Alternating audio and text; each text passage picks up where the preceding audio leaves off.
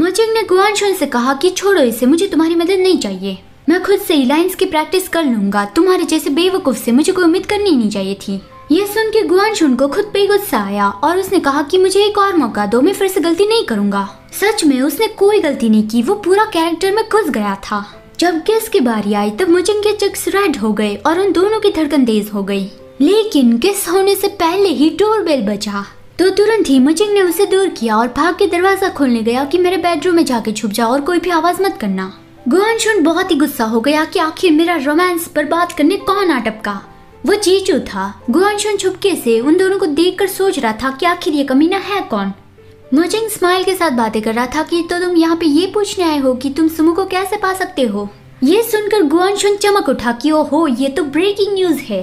उसने तुरंत ही निंगी को इस बारे में मैसेज कर दिया कि एक बड़ी न्यूज है, कोई तुम्हारे ओमेगा को तुमसे छीनने की कोशिश कर रहा है। तुम उसकी और बहुत ही कोल्ड रह रहे थे ना, उसे ज्यादा अटेंशन नहीं दे रहे थे ना, तो अब लगता है कि तुम्हें उसकी प्राइस चुकानी होगी। पहले तो निंगी ने उस पर ज्यादा ध्यान नहीं दिया कि गुआनशुन इडियट वाली बातें कर रहा है, लेकिन दूसरी सेकंड उसने उस बात को बहुत ही सीरियसली ले लिया। फिर अगले सीन में मोजिंग के पास से सलाह लेकर जीजू वापस जा रहा था।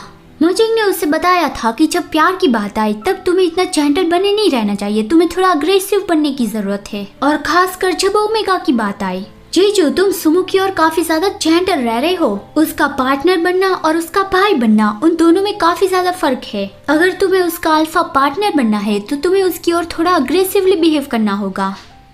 तो फिर अब जीजू वैसा ही करने वाला है। उसने सुमो को फोन लगाया कि हेलो मैं जीजू हूँ, मुझे एक फेवर चाहिए। फिर अगले सीन में निंगी घर पे था और बाहर जाने के लिए रेडी हो रहा था। उस वक्त सुमो भी बाहर जाने के लिए रेडी हो गया था और निंगी से बात करने आया, लेकिन निंगी के चेहरे पे गुस्से वाले एक्सप्रेशन थे और वो जाने लगा।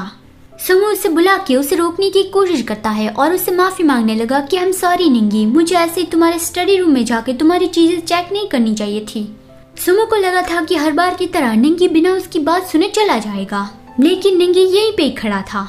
तो सुमो खुश हो गया और कहा कि लेकिन मैं अभी किसी के साथ डिनर के लिए जा रहा हूँ और मैं शायद आज रात घर वापस नहीं आ पाऊंगा। निंगी हाँ ठीक है कह के चला गया। उसके जाने के बाद सुमो ने चिल्लाया कि तुम तो कितने बेवकूफ हो, यहाँ तक कि तुमने ये भी नहीं पूछा कि तुम्हारा ओमेगा आज रात घर वापस क्यों नहीं आएगा। और अब मैं इस पत्थर दिल निंगी के पास से उस केस के बारे में ज्यादा इन्फॉर्मेशन कैसे निकालूंगा।